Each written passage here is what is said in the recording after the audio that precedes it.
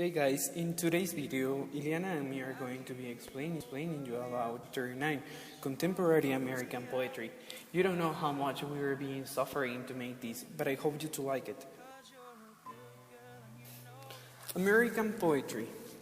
Looking back, some have seen the post-World War II years as a heroic age in which American poetry contains such as rhyme and meter, and flown itself hard first into new dimensions alongside the abstract expressionists in America.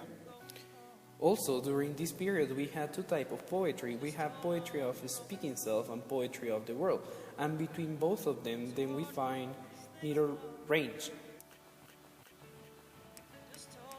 What does the specific poet talking about themselves? And by the other hand, there were others that they were talking about how everything surrounding them was or were. But there were also a mixture between both types of poetry in which emerged middle range. Poetry of the speaking self tends to focus on vivid exploration of embodied emotion. Also, inner thought and feelings and psyche. Settings are here. By the other hand, we find poetry of the world. It builds up the meaning of narrative dive details and context in which the sets carefully scenes. We have also the divisions of the poetry of the self and the world. First, we find poetry of self, poetry of place, poetry of family, poetry of the beautiful, poetry of spirit, poetry of history, poetry of wit, and poetry of nature. The last one is cyber poetry. Let me explain you a little bit about what was the poetry of self.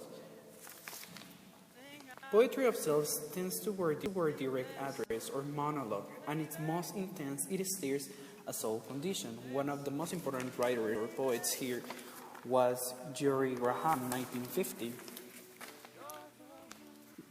She was one of the most accomplished poets of this area. She was born in New York and grew up in Italy while studying in France at the New York University, specializing in films, which continues to influence her later work. She wrote The Dream of the Unifying Field. By the other hand, we also have to have the poetry of voice. In the poetry of voice, we find that at further extreme, poetry of self obliterates the self, its lack, and content balances. The next stage may be a poetry of various voices or fictive self, breaking the monolith idea of self into fragments and characters. One of the most important writers here is Louis Bluff, 1943. He wrote, "You who do not remember passing from other world, I tell you, I could speak again. Whatever returns from oblivion returns to find a voice." After this, we also have the poetry of self. Poetry of self was focusing on finding deep inspiration in a specific landscapes. Poetry of place is not based on landscape description. Rather than land and its history, it is a general force implicated in the way its people, including poets, live and think. One of the persons that we find here is Charles Wright, 1935. He wrote the Kong Monology. He was raised in Tennessee. Wright is a cosmopolitan Southerner. He draws on Italian and ancient Chinese poetry and infuses his work in the Southern themes such as Born Out of Tragic Past.